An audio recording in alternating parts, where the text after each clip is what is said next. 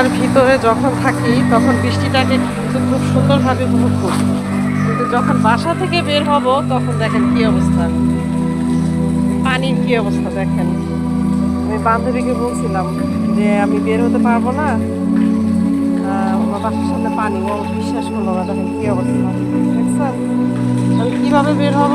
আসলে মানুষের এই বৃষ্টিতে কারো বসবাস, কারো সর্বনাশ, কিছু করার নাই। এই অটো যাবে, কি অবস্থা আল্লাহ। বাসার সামনে যদি এরকম অবস্থা হয় বের হবো কিভাবে।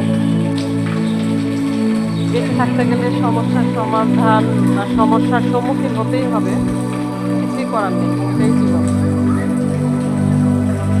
এত ময়লা পানি, এগুলো কি পারা যাওয়া সম্ভব?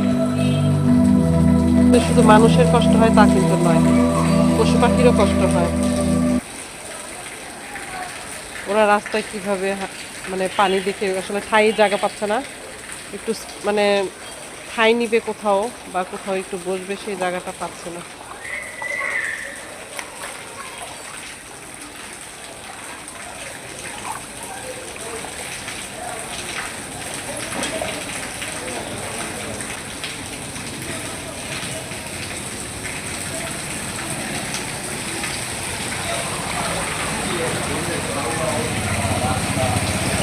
এই যাবেন?